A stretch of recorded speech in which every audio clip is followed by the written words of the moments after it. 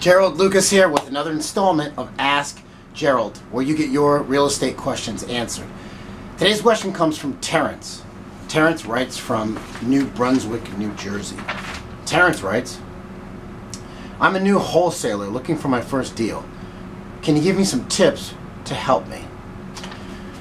Well, Terrence, one of the most important concepts you need to internalize if you want to be a successful wholesaler is that when you wholesale a property, you've got to make certain that there's enough profit in the deal in order to make it attractive to another investor.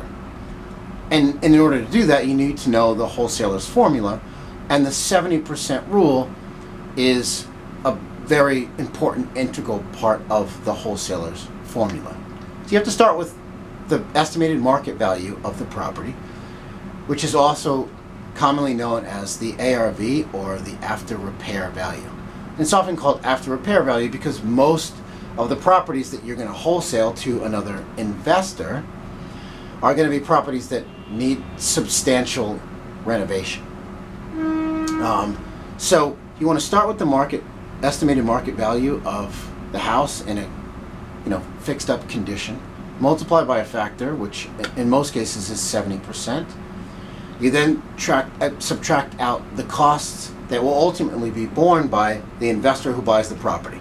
So that's renovation costs, holding costs like property taxes, financing costs, etc. And you also want to subtract out the wholesale fee that you hope to earn. So start with the market value, multiply by the factor. In this case, it's 0.7 or 70%. Subtract the renovation and holding costs and other costs, subtract your wholesale fee that you hope to earn, and what you end up with is what's called the maximum allowable offer. That tells you the highest price that you can pay for a property to be able to wholesale that property to another investor. Now, make sure that you don't confuse wholesaling with representing a buyer. So if you want to represent a buyer who's buying real estate, you need to be a licensed realtor. But anyone can wholesale a property, because when you wholesale a property, you sign a contract as a buyer. When you sign a contract as a buyer, you become a principal in that transaction, and then you can assign your interest as a principal, as a buyer in that transaction, to another investor.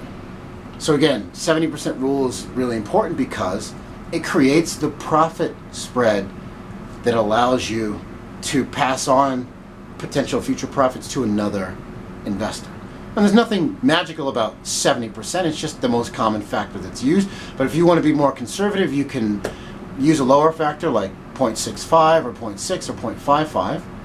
But of course that makes it more challenging because then in order to get a deal, you'll have to get the property cheaper, but there's more profit potential when you do.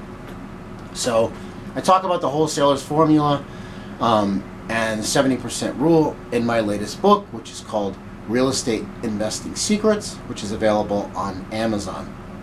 But good luck to you, Terrence. And again, remember, the most important factor to consider is that you've got to leave enough profit for the next investor to make it attractive to them to wholesale a property. So thanks for your question, Terrence. For more real estate information and tips, visit my blog at geraldlucas.com. I'm Gerald Lucas, and I'll see you again soon.